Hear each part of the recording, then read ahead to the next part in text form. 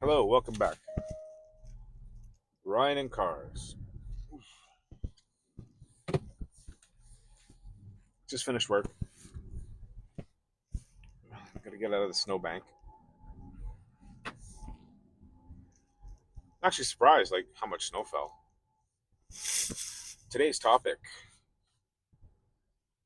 Are older cars better? The age-old car question.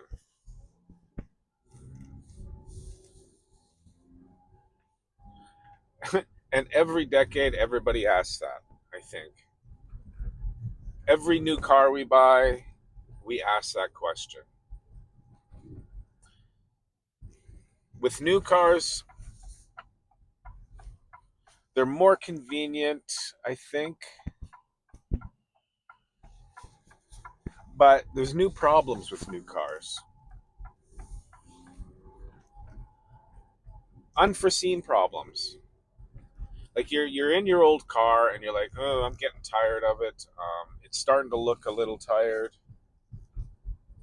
You know, getting sick of fixing this all the time. I know this fix is coming, and I don't want to deal with it. I want to get rid of it, trade it in, and get a new one.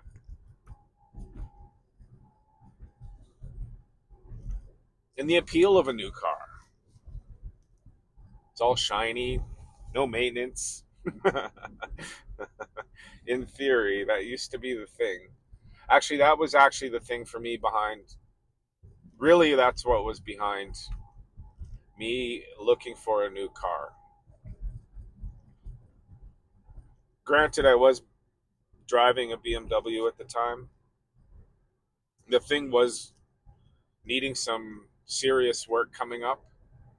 But I'll say this about that car: even the work that was coming up would still equal the payments, the monthly payments I'm making on this car.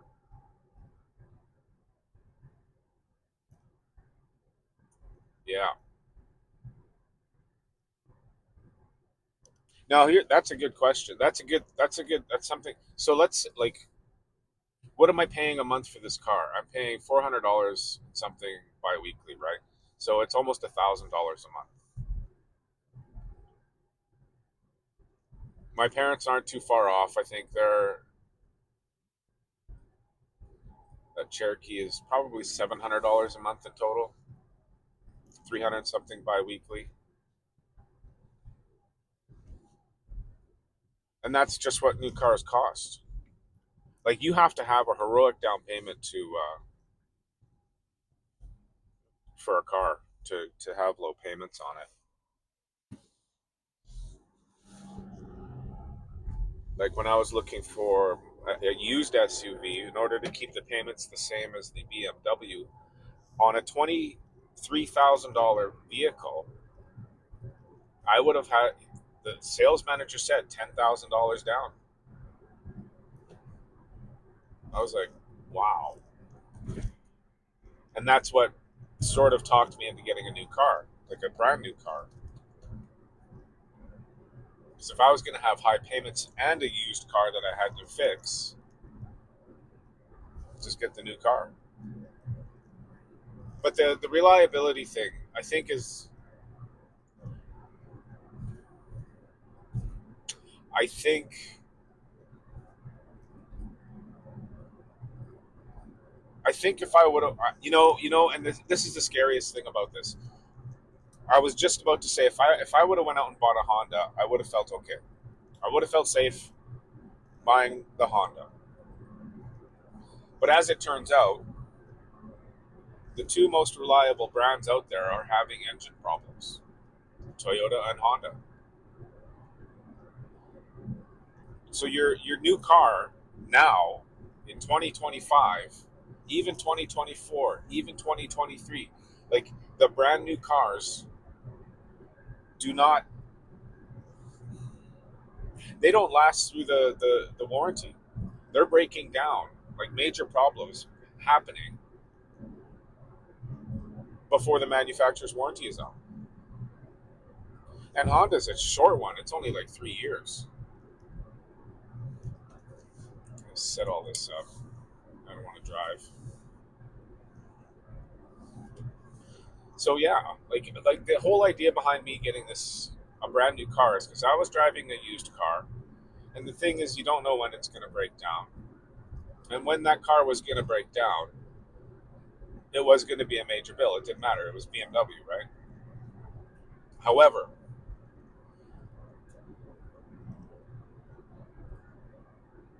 if I was setting aside the money now that I am paying for this new car,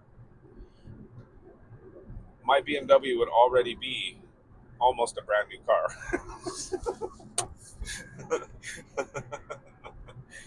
Oh yeah, that was it was a 2011, so it was that 14 years old now. Like the brakes needed to be done, but that's not a big deal. All the brake sensors needed to be done. That's not, you know, that's all easily done by yourself. That the water pump was going. That was the next big. That was the next big purchase. But that's something that I could have done myself. What was another one? The oil pan gasket needed to be done. That was that, but that could have waited for a little bit. But still, that was another $1,500 purchase. Thing at the dealer or at the auto shop, right? You got to take apart the front end. But like still, if I was setting aside 3 months worth of payments that I'm paying for my Hornet, all of that stuff would have been covered already.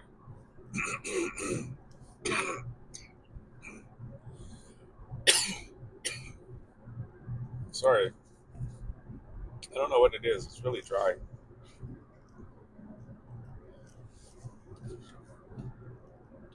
Like I remember back in the day, I was driving a used car and then I went and bought a Honda because I knew it was bulletproof, and and I just kept buying Hondas because my wife was driving, my then wife was driving those vehicles, and she knew nothing about mechanics. So she just needed an appliance that would work, you know, and they did. I had no problems with my Hondas, like minor things that really wouldn't amount to anything in real life. And the resale was top notch, right? Whenever I took them back, they were like, "Hey, yeah, well, you're getting top dollar for these." Everybody wanted those cars. Every dealership wanted a Honda. It's the same thing with the Toyota. We took the Camry in.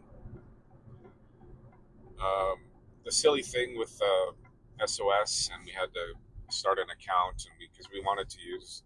The thing was is that it was already registered to somebody, and trying to get them unregistered and put us on as registered was actually ridiculously stupid. And Toyota gets a big fail for that. But we never used it. The only thing when we were in the dealership asking about this, they offered us money for that car, right? And they were offering us used market value for that car.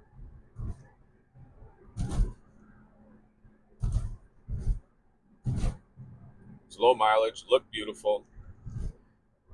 You know, the thing was is that my car wasn't practical to bring out here to Alberta with the snow and things. Same with the Camry. We were talking about that the other weekend, where that car wouldn't have survived out here just on our driveway.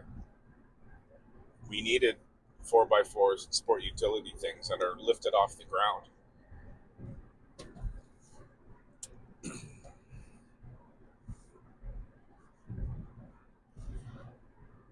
And I've always been a fan of buying used cars and keeping a used car because once you get a car and it's used and you've been driving it for a while, you know what's going wrong with it. You know what's coming up next for maintenance and things, right? And then you know how much it's going to cost. It's not a surprise. Unless something odd breaks down, something that they're not known for, But you can plan ahead for that. Whereas in a new car, you don't know, right? All of a sudden, all the lights go blinky blinky and the car shuts down. Then you got to get it towed to a dealer, and then they've got to look at it and go do a diagnostics on it and troubleshoot and figure out what went wrong. Meanwhile, your car is sitting there for. I mean, I'm on the Hornet forum all the time. The last guy took it in 48 hours in the dealership for them to try to figure out what's wrong with it. And that's part of the downside of the new car thing, where that I experienced, especially with the Hornet. But the techs aren't trained on these, right? And they don't see enough of them to actually be able to troubleshoot anything.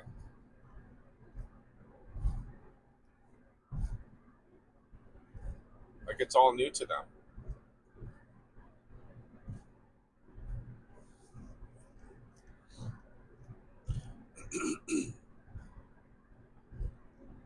Are used cars better? In many ways, yes. I mean, just the simple fact that your new car is spying on you and selling your information, and you're not getting paid for it. You're actually getting screwed over by the dealership by overpaying on these vehicles and being stuck with $1,000 a month payment on a car,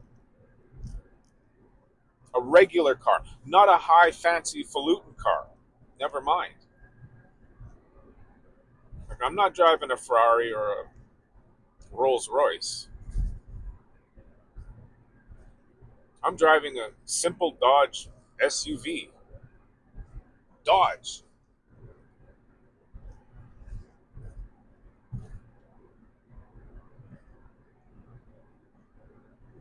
And it was the sticker price was ridiculously high. And then they're mining my information, right? That's a real downside of new cars. I was reading on one of the, was it a forum or was it a YouTube video? It doesn't matter, but I was reading online. There were mechanics going. They're saying, and it was a thread about this sort of thing, right? Modern cars versus old cars, and they said anything pre 2018 is good. Anything. And they were speaking specifically of the technology in the cars, right? And how it made working on them incredible. Cop just passed me. I'm doing like 120 in a 100 zone. He didn't do the lights. Good. But yeah, the technology in the cars makes it more difficult for the mechanics to work on. Makes it more difficult for the end user, the consumer, the driver, the owner of the vehicle to figure out what's wrong. And that's the other thing too. To be able to work on a modern car, something as simple as brakes, you can't do yourself anymore. You can't just go to Napa or Part Source or whatever it is you go to, pick up some brake pads and change out the brake pads. You can't do that. Because if you've got an electronic emergency brake, you need you need the computer, the big, the tech computer that goes in and does all the troubleshooting and the codes and all of that they have at the dealership. You need one of those to turn off your emergency brake in order for you to change your brake pads. So already, just changing a simple fix, a simple routine maintenance thing, such as changing brake pads on your vehicle, that you would that you could take to the dealership, because if you're not changing your own brake pads, that's fine. It used to be a cheap fix at the dealer. Now you're getting charged to being plugged into the computer, because now it's an absolute must. And then you're being charged also for putting brake pads around, plus labor and all of that, which just adds to the cost of a simple routine maintenance. You know, modern cars. I've been in car accidents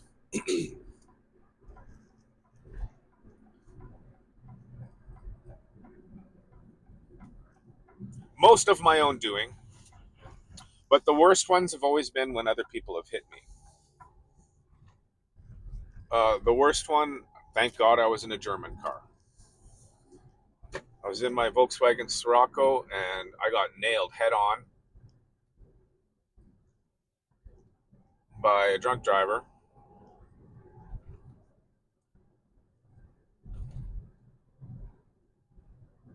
and I couldn't believe what the car looked like afterwards. And that was a write-off. Like the car literally was twisted up into a can. The engine was in the footwells. It was pretty nasty.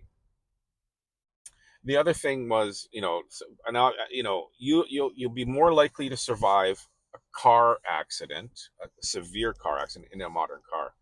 Whereas when you get back into the 70s, um, like 70s cars, where they're all still made of metal and hard plastic and sharp edges, your chances of being injured severely were high. The chance of you surviving like a severe head-on collision in one of those was minimal.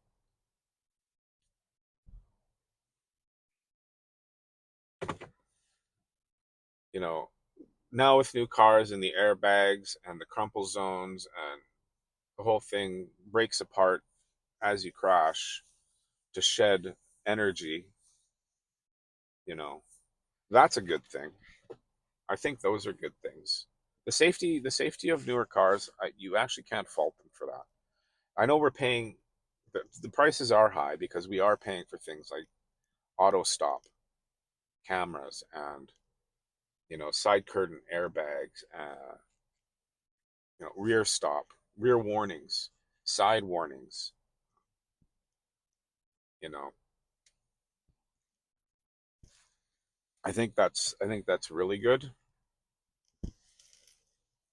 But the downside is there's so many problems with the technology in them that you know it unforeseen stuff like Hyundai's were shutting. You couldn't use the car if the screen screwed up, and that was happening on new Hyundai's and Kias. Right, the car would not work if the screen malfunctioned, the entire car shut down.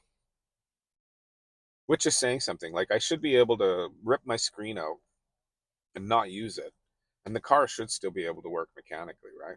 Like why not? I don't, as long as I got the key and it turns over, like what's the big deal with the screen? Car manufacturers don't want you to use it because then they can't spy on you. Maybe that's what it is. Who knows?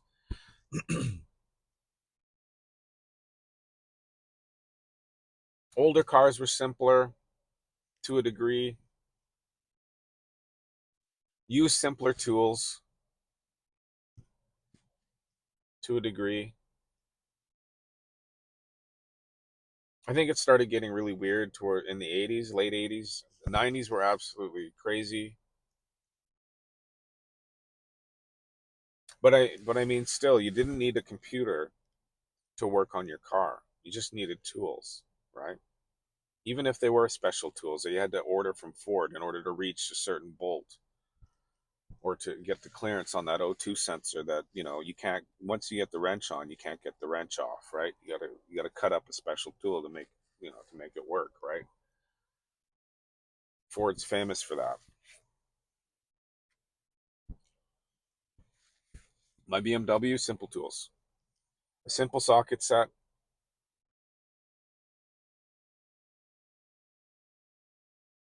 had a yeah, simple driver set and simple screwdriver set with a drill. You could work on everything on that car. Absolutely everything. You didn't need anything special. You really didn't.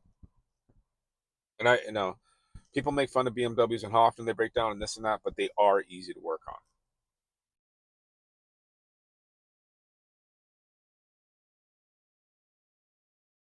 And we had old Ford trucks all the time. All the time. We always knew what was going wrong with them. We just knew. We bought them because they were more heavy duty than the Chevys. You could beat them up. We were doing concrete, so there was forms, wheelbarrows, machines, and everything going in and out of the back, and we're up and down roads and always muddy. And always on some job site, right? Always overloading it, and it would take the beating, and they would work. You had to watch out for U-bolts, you know, things like that. As long as you did them, you didn't have to worry about it.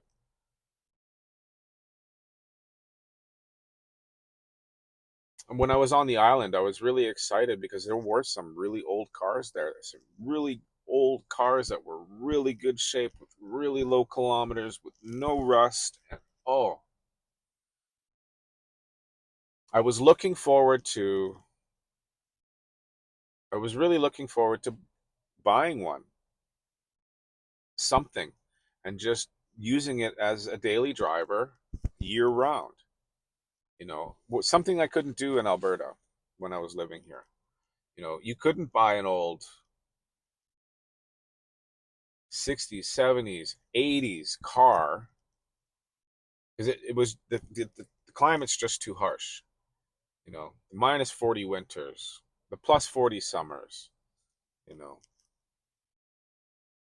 But on the island, it could have got away with it, and I was kind of hoping that something would happen where I could pick one up and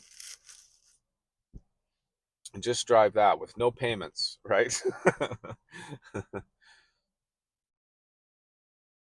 But it didn't happen. Didn't happen.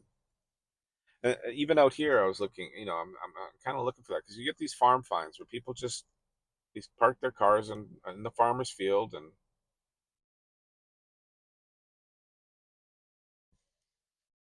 they forget about it, and then they come up for sale. And all you got to do is take it all apart and put reseals on them and put some grease, put some oil, put some gas, and brand new battery, and they fire up. You bomb down the highway in it with no payments. It's interesting though. Are used cars better? There's the argument for older cars have soul, and I wonder if people when they bought them brand new thought that, right? That was my first question when I heard that. Older cars have soul, personality, character. At the time when you're buying them, no, it was just another new car, I guess, right? But I don't know. Like I'm sitting in my Hornet here, and when I first bought it, and I'm starting to drive around in it, and the reason why I bought it was because it didn't feel like an appliance. It was fun, it was quirky, it was different, and it had character. The whole thing, like trying to explain what the car is to somebody, you know, is complicated. You know, taking it to the dealership is complicated. Like the car does have character that way. The car has character when you step on the gas pedal and you get all the torque steer. It's hilarious. It's absolute fun when you step on the gas pedal in this car. It spins its tires. It's wild. It's like a horse that's taken off that you have no control over. It's just goes, and you're like, oh, what's going on? It's not monster power or anything like that. It's not scaring you like that, right? But there is power. It makes you feel something, you know. And when you're cruising around on the highway at like 180, like it's solid, absolutely solid. I've driven cars that were super floaty, that were my Civic did that, got up to around 165, and it became super floaty. The thing did not. It stopped being connected to the highway, to the road. This thing, not a problem. I don't know what it is, but bang, like this thing is grippy in the corners and everything. Yeah, like I when this becomes an older car, I don't know if it'll survive. I don't know if people will look for it. I think they will because it's something that stands out in the future. But would I say my Hondas had soul? Because I bought the Civic I liked. It was peppy. It was reliable. It was a fun car. I liked the color. I bought the gold shiny one. It had the gold color out at the time. Nobody bought it because they thought it was ugly. I bought it. I gave it car character. The minivans. The '04 Odyssey was way better than the '08. The '08 was cool. Felt like a lumbering fat person.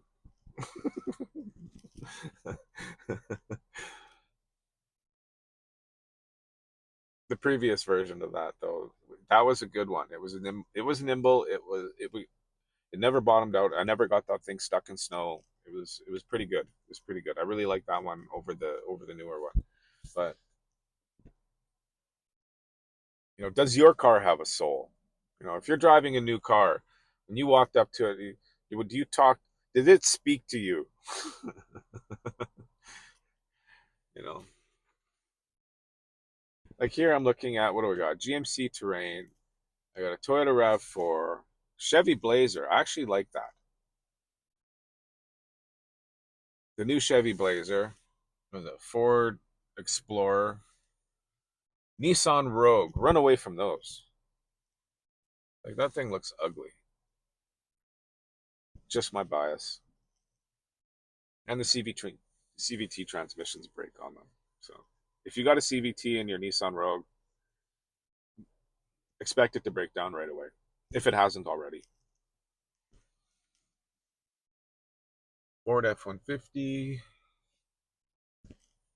GMC Sierra, Cadillac, Escalade thingy. What is that thing? Oh, I can't see. But I'm looking at the GMC Terrain. Does that have soul?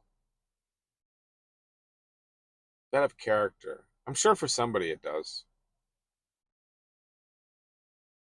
The RAV4, I don't know. It's an appliance that works. It's like buying a washing machine. Sometimes you find a washing machine you like, right? The Chevy Blazer I like. It's got really good styling. Especially what is it, the RS model or something like that? The S, Chevy Blazer S, but it's yeah, it looks aggressive and mean and stuff. And I really liked it when I saw it. And they didn't have it wasn't out in 2023. I think it came out in 2024. But I really as soon as I saw one, I really liked it. I'm like, oh, too bad, Did it take over the Equinox, I think? And the Ford Explorer. I mean, it's a cop car, right? It's mean by default, just because it's a cop car. Do older cars have more soul? My Sirocco did. I really like that. Volkswagen Golf, hey, they were fun. Golfs were fun. Everybody had one, and the Golfs were fun. They were fun to drive. They were fun manuals. If you had a manual Golf, you know what I'm talking about. You know, the little Civics were hilarious. Old Corollas, if they were tuned, but here's the thing with the Toyotas. They stopped doing sporty things to their cars throughout the 2000s. They stopped doing sporty things. They would uh what do you call it? They stick on things to make it look sporty, but nothing was changed. The engine wasn't changed, suspension wasn't changed. It would just put on these chrome tips and a spoiler and a front fascia thing and fancy looking wheels, and they called that the sport. And they did that to all their cars. And I thought, you know people thought they were buying a sport car. Camry S. I don't know.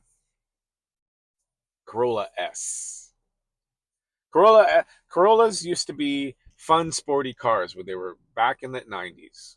Back in the 90s and 80s. They had really good cars. And then they started with appliances. Just sticking things on that look sporty.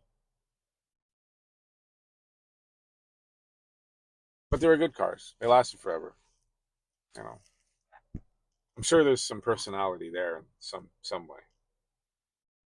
What do you think? This is kind of the age old question. I'm sure there's cars that we all think of, and I'll make a video about your childhood dream car or something like that. But do older cars have more character? And which cars? Which eras, right? You know, 80s had character. Did 90s have character? Do cars in the 2000s have character? It's easy for us to look way back and say, hey, the 50s, the 40s, the 30s, the 20s, all those cars, all of those, every single one of those cars had character. Doesn't matter how economical, boxy they were or utilitarian. Now they all look good, right? They're even remaking them and reselling them. They're redoing the Chevy Bel Air, right? You can go buy a brand new Chevy Bel Air with 50 styling on it at the dealership.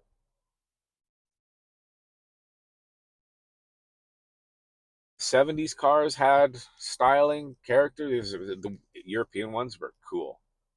The American ones, not so much. But the European cars, the French cars, the Italian cars, British.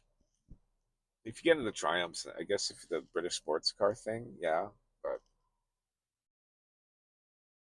but yeah, they had some really cool, weird cars, man. And the 80s even.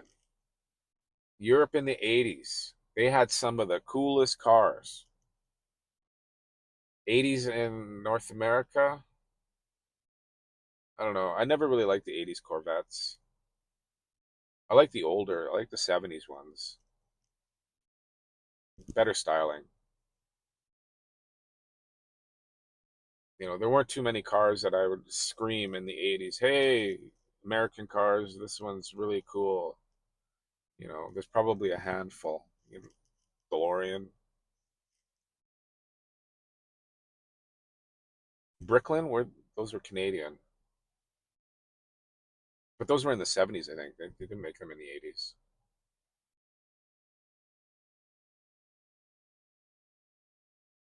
Which era had good soulful cars? The 90s, Japanese cars were some European cars. The 2000s, I'm struggling. I remember I was an adult and I could afford brand new cars and I could, go shop around and I'm like, you know, there's not a whole lot out here. I remember going to dealerships when I was a teenager and it was the late 80s and there was always something exciting. Saab was still there. You could still buy that Ford Cosworth thingy, the Merkur XR4 Ti thing here.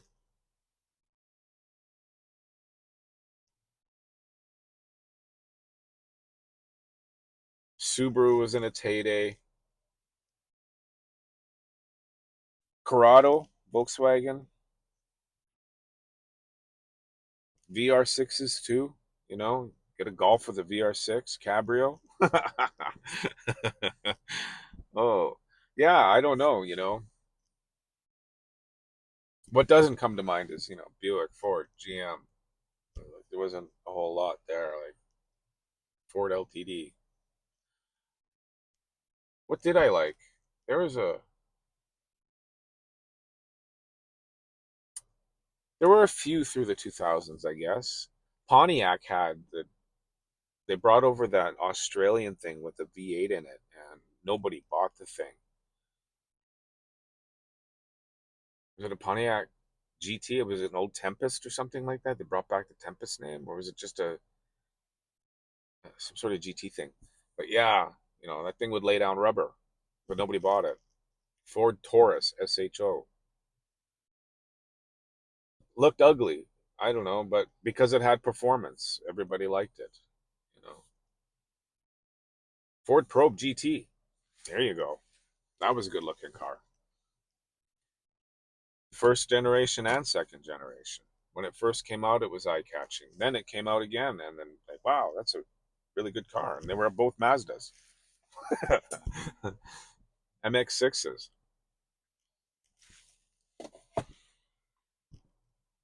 Yeah, right in the comments.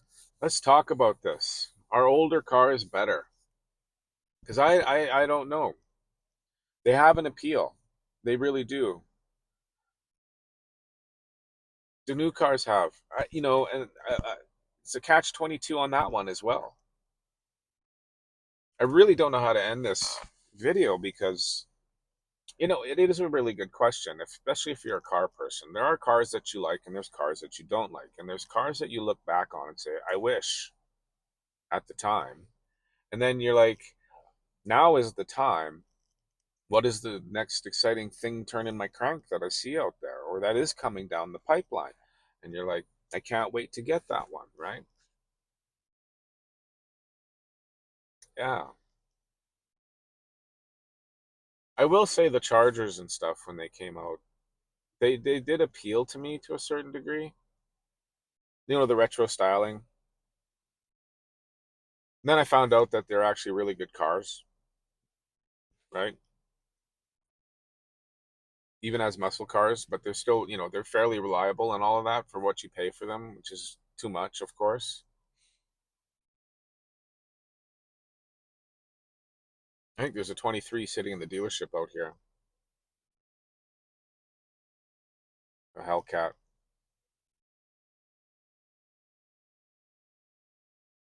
I think it's green. Is it green? Anyway, yeah. I'd be like, hey, I'd buy that. But the sticker price on it's like, can't remember, $90,000 or something. I'm like, I'd much rather go buy an Audi for 90 grand. Seriously.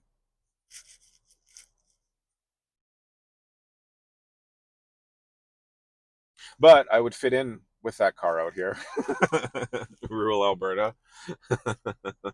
Everybody drives domestics out here. If it ain't a Ford or a Chevy, it ain't a car. Anyway, I'm going to end it there. Like, subscribe. I know I rambled on this one. I'll probably redo it. Maybe I will, maybe I won't. I don't know. But it is a good question, and I really wanted to talk it out because I really did want to buy an old car rather than a new car. But I ended up buying a new car, and it's trouble-free ish. So I'm really happy about that. But I still wouldn't mind getting under the hood of an old car because old cars are nice and fun to easy to work on, right? Yeah, I'm continuing the talk. I got to end it. All right. I like. I really appreciate you watching to this long. Watching this long. Like, subscribe, and I'll see you in the next one.